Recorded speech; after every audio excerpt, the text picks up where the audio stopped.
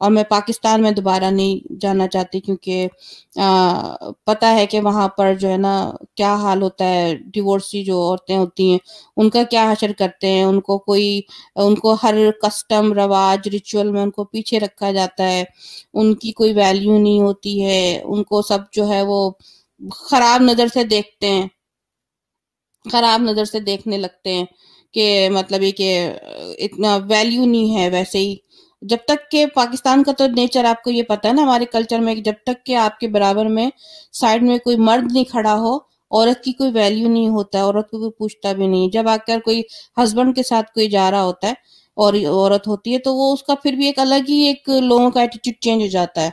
अगर आप कोई सिंगल वुमन हो या डिवोर्सी हो, डिवोर्स औरत हो डिवोर्सी औरत हो, तो उसका साथ जो है ना लोगों का आप देंगे वहां पे एटीट्यूड ही चेंज हो जाता है उनका। बिल्कुल लगता है कि ऐसा कोई वो छूत की बीमारी होगी, ऐसा लगता है ना कि बिल्कुल कोई वैल्यू ही नहीं होती है। उनको रिचुअल में शादी ब्याह के रिचुअल्स में और बहुत सारे रिचुअल्स में उनको पीछे रखा जाता है, उनको इन्वॉल्व नहीं किया जाता। तो यही मैंने फील किया, तो मैंने अपने वालिद को बताया, तो उन्होंने फिर सारा सब कुछ इंतजाम किया। तो फिर मैं ऑस्ट्रेलिया में आई, फिर मैंने पढ़ा यहाँ पर। पढ़ने के बाद फिर मैंने यहाँ पर मैंने आईटी का इंफॉर्मेशन टेक्नोलॉजी कंप्यूटर मैंने पढ़ा यहाँ पर। तो फिर उसके बाद फिर मेरी शादी हो गई यहाँ पर। तो ये था कि सोच के भाई के मतलब ये सही है, यहाँ पर डिफरेंट है, वही कुछ और ही चेहरा दिखाया कि बड़ा टेक केयर करते हैं, बड़ा पोलाइट हैं और ये हैं वो हैं।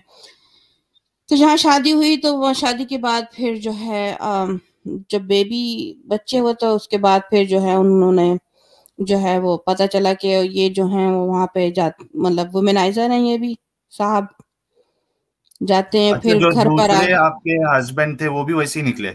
जी, वो मैनेजर ओहो। थे और घर पे आके गुस्सा पित्ता करते थे, मतलब गालम गलोच, और हमेशा ऐसा ही माहौल रहता था। अच्छा, किसी को ना जाना ना आना, घर में हर चीज मतलब बिल्कुल गुस्से में, कोई हमेशा नेगेटिव, और बिल्कुल जैसे ना कोई लाइफ नहीं, कोई हैप्पीनेस नहीं। तो ये था कि मैंने फिर भी जो है जिस तरह से करके 10 साल गुजारे उनके साथ। तो उसके बाद फिर जाके फिर मुझे हिम्मत पड़ी कि मैंने जो है थोड़ा सा कार यहाँ का ड्राइविंग लाइसेंस लिया। वो भी उस पे बड़े बड़े उससे लिया, मतलब जबरदस्ती करके मैंने खुद ही लिया। वो उसमें खुश नहीं थे कि मैं किस तरीके से मैं आगे बढ़ूं, अपना इंडिपेंडेंट बनूं। तो वो लेके तो फिर जो है उसके बाद फिर मैंने जो है डिसाइड किया कि मुझे नहीं रहना, क्योंकि आई वॉज गेटिंग सिक, बहुत बीमार रहने लगी थी स्ट्रेस की वजह से। काफी मेरा ब्लड प्रेशर हाई रहता था काफी। तो मैंने डिसाइड किया कि हाँ मुश्किलात आएंगी, लेकिन मुझे नहीं रहना। 10 साल का अरसा काफी लंबा होता है, और ऐसे शख्स के साथ 10 साल गुजारना ये खुद में ही बहुत डिफिकल्ट काम है जो आपने किया है उस्मा जी। और जी तो उसमें ये भी है कि ऑलरेडी एक बार आपको धोखा मिल चुका था, और उसके बाद फिर से धोखा मिलना, ये तो यानी किस तरीके से मैं बयान करूं मुझे समझ में नहीं आ रहा है। क्योंकि एक कहावत है ना कि दूध का जला हुआ छाछ भी फूंक मार मार कर पीता है। तो आपके साथ ऑलरेडी एक बार धोखा हो चुका था, और उसके बाद फिर उसी तरीके का धोखा मिलना, यानी ये बहुत ही ज्यादा दुख की बात है जब हम ये आपकी बात सुन रहे हैं। जी, मतलब दुख की बात तो है, लेकिन बस यही कि मैं रही इसलिए कि एक तो बात ये कि फैमिली का भी होता है कि भाई के मतलब फैमिली पे असर पड़ेगा। फिर ये है कि ये कि बच्चा बच्चा हो गया थे। और फिर ये है कि मतलब एक होता है कि इतना मुझे वो नहीं था, इंडिपेंडेंट में फिर भी नहीं हुई थी, क्योंकि मुझे बड़ा दबा के रखा जाता था कि मतलब कोई यानी कि कोई फ्रीडम नहीं, कोई जैसे कार ना सीखो, चलाना नहीं सीखो, मतलब किसी को आओ बुलाओ ना घर पे, कहीं जाओ ना, मतलब बिल्कुल जैसे लिमिटेड ना, कहीं आंखें मेरी ना खुल जाए या मुझे कोई इन्फॉर्मेशन ना मिल जाए किसी, यहाँ पे जो औरतों का जो राइट्स होता है यहाँ वो मुझे वो नहीं पता चल जाए। तो फिर ये है कि उसके बाद फिर मैंने डिसाइड किया तो फिर मैंने जो है ना आहिस्ता-आहिस्ता करके मतलब जो है ना इनका गुस्सा पित्ता सहते हुए ही जो है ना वो मैंने ड्राइविंग सीखी। उस्मा जी, एक कंफ्यूजन है हमारे एक व्यूअर को। ब्रिजेश जी। गुप्ता जी कह रहे हैं, didn't she said on other lives that she did nursing, now IT? No, first मैंने जब मैं यहाँ पर ऑस्ट्रेलिया में आई थी तो मैं आईटी मैंने किया है यहाँ पर। फर्स्ट जब मैं आई थी तो मैं आईटी मैंने किया है यहाँ पर, इंफॉर्मेशन टेक्नोलॉजी। उसके बाद फिर मैंने काफ़ी कोर्सेज किए हैं, मैंने सिक्योरिटी गार्ड का भी किया है, मैंने बहुत सारी चीज़ें की। तो फिर बाद में आके फिर मैंने जब क्या कहते हैं, फिर मैं बाद में मैंने डिसाइड किया कि मुझे नर्सिंग करनी चाहिए। तो फिर मैंने नर्सिंग का कोर्स किया, तो फिर मैं आज नर्स हूँ। तो होपफुली ये क्लियर हो चुका होगा। जी, आप आगे अ, बढ़िए। नीरज सिंह जी, 200 रुपीज का contribution, thanks a lot. And some advocate we don't need UCC, uniform civil code है मेरे ख्याल से, यूसीसी यूनिफॉर्म सिविल कोड।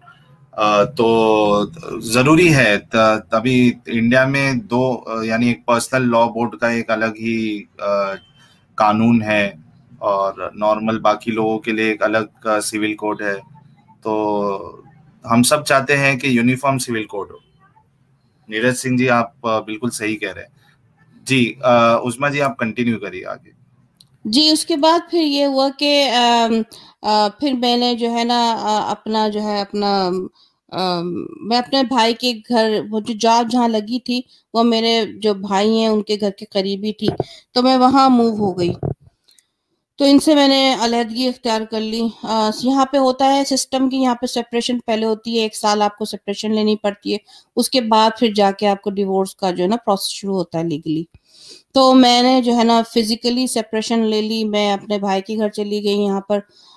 तो ये कि वो 3 बेडरूम का यूनिट था यहाँ पर भाई का। तो उन उन उन जो एक तो कमरा उनका था, एक बच्चों का था, एक मुझे ज़मीन पे एक जगह थी सिर्फ़ सोने की। मेरे बच्चे को जो है वो बस बेड पे जगह थी, और मेरे नीचे ज़मीन पे मैं कारपेट पे मैं सोती थी। तो मैं वो रेंट भी देती थी अपने भाई को, मैंने रेंट भी दिया, अपनी ग्रोसरी मैं खुद लाती थी, सारी चीज़ें मैं खुद भाई अपना आपके रेंट लेते थे? मैं देती थी रेंट भाई को, उस जगह जहाँ मैं सोती थी। अच्छा, ठीक है। जी, जी, या तो मैं रेंट देती थी, और ये कि अपना ग्रोसरी, अपना खाना-पीना, अपने बच्चों का मैं खुद करती थी सारा, सारा लेके सारा।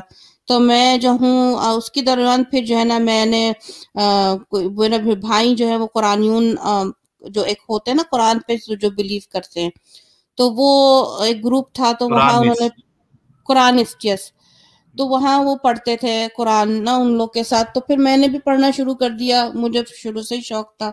और जब मैं अबाया वगैरह पहनती थी, तो खैर पढ़ा कुरान, मतलब से पढ़ा। तो वो एक उनका जो जो ग्रुप था, उनका जो फाउंडर था वो पाकिस्तान में कराची में। तो वो जो था, जो ऐसी बात हुई तो इंटरेस्टेड हुआ शादी करने के लिए। पहला उसकी 2 बीवियाँ पहले से थीं, तो वो कुरान में तो वो तीसरी करना चाह रहे थे। तो बातचीत हुई सिर्फ कंप्यूटर पे। हेलो, मेरी आवाज आ रही है आप लोग को? जी जी, बिल्कुल साफ आ रही है, आप बोलते जाइए, कंटिन्यू जी। करिए। तो वो ऐसी बातचीत होती थी, तो उन्होंने मुझे ये एक वो रखा कि एक कंडीशन रखी मेरे लिए कि मुझे जो है वो 0 साइज होना है, तो वो शादी करेंगे मुझसे। आप एक बार फिर से रिपीट करेंगी, आपने लास्ट में क्या बोला है? कौन सी शर्त उन्होंने रखी? उन्होंने शर्त रखी कि मुझे जो है ना वो 0 साइज होना है, बिल्कुल दुबला 0 साइज, जिसे कहते हैं साइज साइज 0, हम्म। वो होना है। वो तब किसके जो लिए? है तो वो शादी करेंगे मुझसे। अच्छा, आपको ऑफर आया था फिर से शादी के लिए? जी, जी, वो कुरानियों जो थे उनकी 2 हाँ पहले हाँ। शादी 2 बीवियाँ थी पहले से, अच्छा, हाँ। बच्चे भी थे। तो जी। उन्होंने ये शर्त मेरे लिए रखी कि बिल्कुल 0 साइज होना है, तो हम्म। ये है कि करेंगे शादी। तो ये था कि और उसको उन्होंने ये भी बताया मुझे कि निकाह का मतलब सबसे पहला, सबसे जो पहले मुझे पता चला निकाह का जो मतलब है, वो मुझे बताने लगे कि भाई अगर मैं आपसे अगर होगा तो आपके साथ कैसे करना होने वाला है मेरे साथ, के उनकी बीवियां भी कमरे में होंगी और साथ सब कुछ जो होगा सभी कुछ साथ ही होगा एक टुगेदर, दो क्योंकि तो उन्होंने उनकी सुबह। ऑलरेडी थी ना। जी, लेकिन निकाह जब होगा ना शादी वाले रात, हम्म। हम्म। तो वो कहने लगे कि वो मेरी बीवियां भी मौजूद रहेंगी उस कमरे में फोरसम और करना सब। था क्या उनको? जी जी, उन्होंने मुझे सूरह निसा 4 और उसकी 3 वर्स बताई कि उसमें हम्म। लिखा हुआ है, निकाह का वर्ड है कि तुम निकाह करो, इंटरकोर्स करो, दो दो तीन तीन चार चार से। उसमें ये नहीं लिखा कि अलग अलग करो।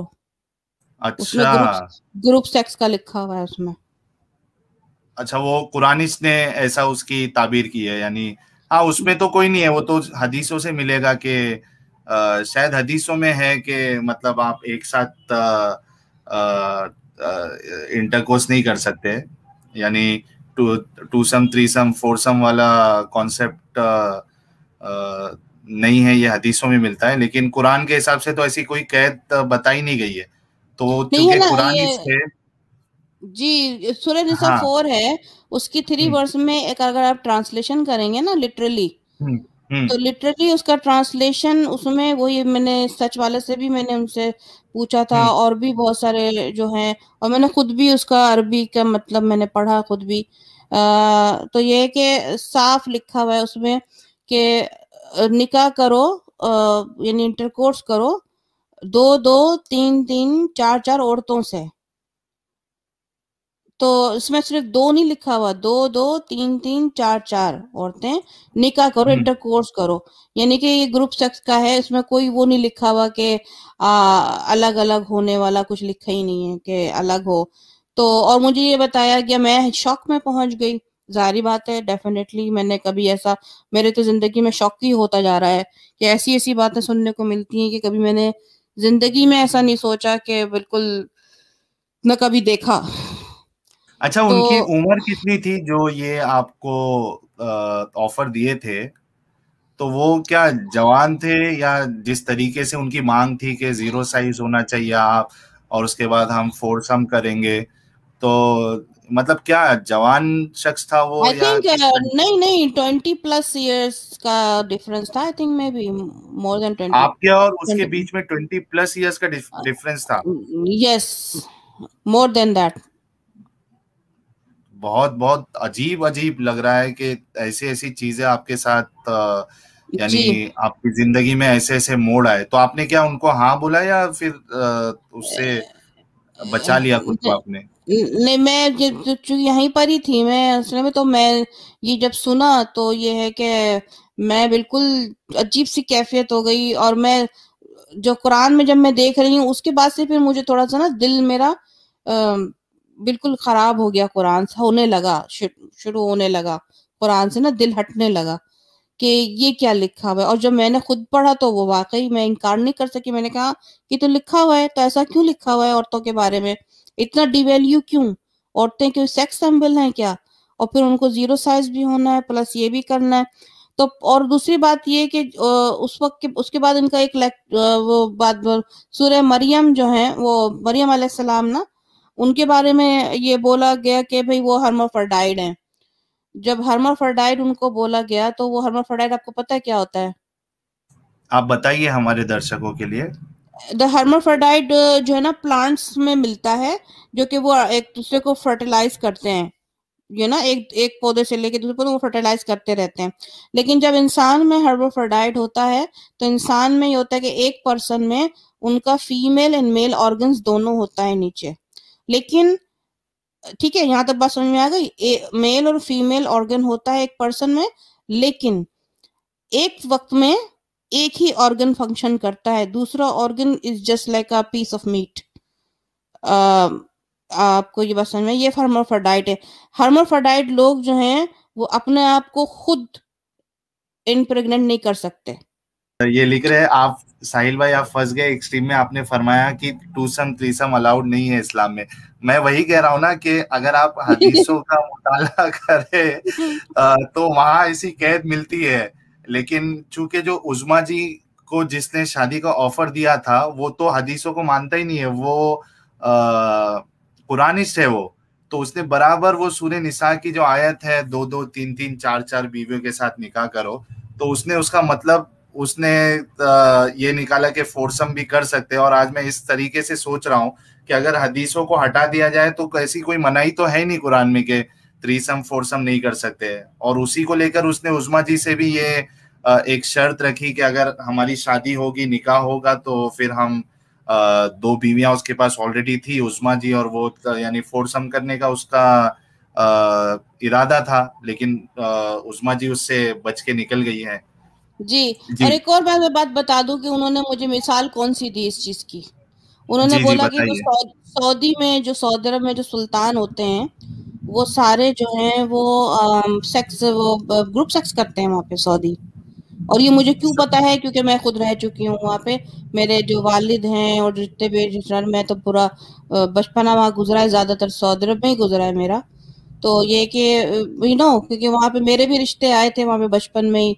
जब मैं छोटी सी थी तो मेरे अब्बू ने मुझे मना कर देते थे कि नहीं, इसकी तो पहले से ही मंगनी हो चुकी है, वैसे झूठ बोल के हटा देते थे। क्योंकि सबको पता है, ये एक बात है कि सऊदी जो लोग हैं, ये लोग जो बड़े सुल्तान लोग हैं, ये लोग जो हैं, इनके यहाँ सेक्स, जो ग्रुप सेक्स होता है इनके यहाँ, इनकी जो बीवियां भी होती हैं और फिर इनकी जो जो खादिमा होती हैं, वो उनके साथ भी करते हैं ये सारा।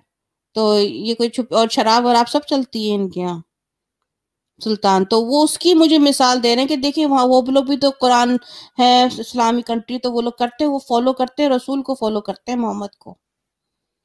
तो ऐसा बता रहे थे कि कोई अच्छी चीज बता रहे हैं कि फॉलो करते हैं। तो खैर क्रिटिकल रीजनिंग ये बोल रहे हैं कि साहिल भाई फिर मुझे कलमा पढ़वा। नहीं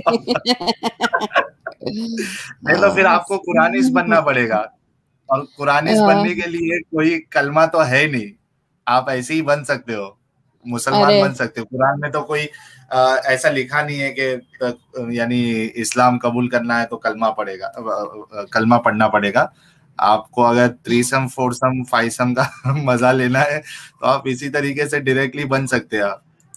लेकिन बस ये भी बात है ना साहिल जी, फिर इनको ये भी पता होना चाहिए मोहम्मद की तरह, फिर अकल का अन्ना नहीं बनना चाहिए मोहम्मद की तरह। वो कहता है ना कि जब औरत में से जब पानी निकलता है तो येलो निकलता है, और मर्द से हम्म। निकलता है तो सफेद निकलता है। तो जब औरत से अगर येलो येलो पानी निकलेगा, अगर उसका डिस्चार्ज येलो होगा, तो इसका मतलब है उसको जो है वो कैंडिडा इन्फेक्शन है।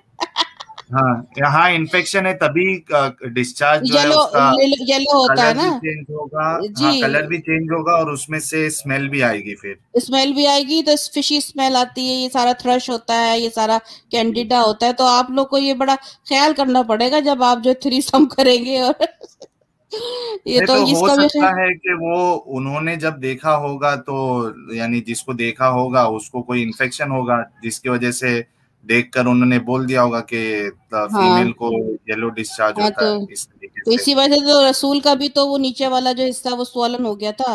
वो हदीस भी तो है ना। अच्छा, नहीं ये मैं पढ़ा नहीं हूँ, लेकिन मैं आपको नहीं पता? ये नहीं। तो बड़ी फेमस है। वो सोच के बैठे पता ना। Anyway, that's so funny. जी, कहता तो बट आप द थिंग इज, कंटिन्यू करें, आप हर्मोडाइट या कोई इस हर्माफर्ड तरीके का हर्माफर्ड हाँ। उसके बारे में बता रही थी, वो बताइए आप। अच्छा, हर्माफर्डाइट जो होता है वो प्लांट्स में जो होता है ना, वो लोग एक फर्टिलाइज हो कर देते हैं। लेकिन जब ह्यूमन में जो हर्माफर्डाइट होता है, तो उनमें एक पर्सन में उनका फीमेल एंड मेल ऑर्गन नीचे का दोनों का मौजूद होता है, यानी पीनिस एंड वजाइना। लेकिन क्या होता है कि एक वक्त में एक ही ऑर्गन फंक्शन करता आप है। मेल की बात कर रहे हैं या सॉरी, आप इंसानों की बात कर रहे हैं या प्लांट की बात कर रहे हैं आप? इंसान की बात कर रही हूँ। प्लांट्स अच्छा जो अच्छा, है वो तो इंसान। एक दूसरे को फर्टिलाइज कर सकते हैं, लेकिन अब जी जब जी। हर्माफ्रोडाइट इंसानों में होगा, तो हम्म। एक इंसान में फीमेल एंड मेल दोनों ऑर्गन होंगे नीचे। ठीक है ठीक है, और ओके। लेकिन हम्म एक वक्त में सिर्फ एक ही ऑर्गन फंक्शन करता है, हम्म। चाहे वो पीनस हो चाहे वो वजाना हो। यानी कि एक ही, और देखा, और जो पर्सन है वो एक अपने आप को इम्प्रेग्नेंट नहीं कर सकता, अपने आप को प्रेग्नेंट नहीं बना सकता वो। ये है फर्क। अच्छा, मतलब वो प्रेग्नेंट नहीं हम होगा। अपने आप से नहीं होगा, कोई और दूसरा आके करे तो होगा प्रेग्नेंट। अच्छा, लेकिन ये एक डिसऑर्डर है या नेचुरल है ये? नेचुरल है, जिस तरह पैदा होते हैं ना, मतलब नेचुरल है, मतलब कोई बनाता नहीं है, नेचुरल है। तो ये हम्म। हर्माफ्रोडाइट कहते हैं। तो उन्होंने कहा कि मरियम अलैहिस्सलाम वो है हर्माफ्रोडाइट। किसने ये कहा था आपको, कुरानिस्ट ने वो? वो तो कुरानिक आदमी जो है। हो, मतलब उन्होंने अपने आप को ही प्रेग्नेंट बना दिया था, इस तरीके से कुछ कहना था क्या उनका? उन्होंने, और फिर वो उन्होंने जो है आयतों से जो है वो ये करने की कोशिश की कि अल्लाह ने उनके मेल ऑर्गन को फूका, तो वो मेल ऑर्गन जो है उनकी वजाना के अंदर गया, तो फिर वहां से फिर वो ऐसा हुआ, इम्प्रेग्नेंट हुई, तो वो जीसस ऐसे पैदा हो गए। हम्म। अच्छा। तो उनको, हाँ, फिर जी, तो उसके बाद उन्होंने क्या ऐसा, हुआ?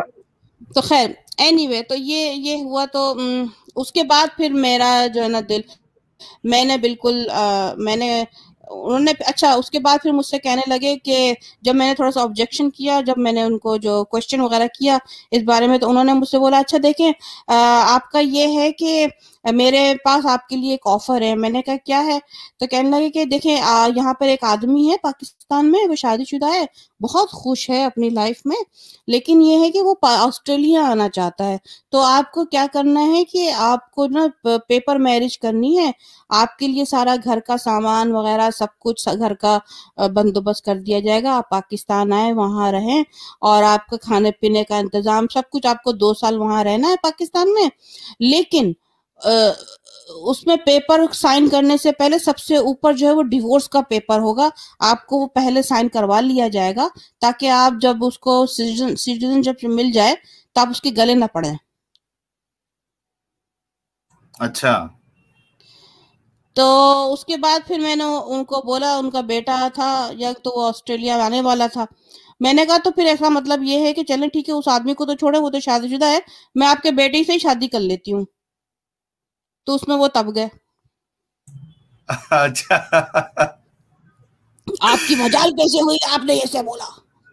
हम्म। तो खैर उन्होंने कहा कि चलो ठीक है। तो खैर मैंने खत्म कर दी बात, मैंने बात ही नहीं हम्म। की। लॉक ट्राई किया उन्होंने बात करने के लिए, तो मैंने उनको सही का झाड़ दिया।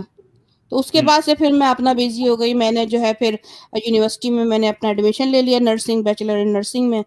तो फिर मैं हम्म। अपना बिजी हो गई करने में।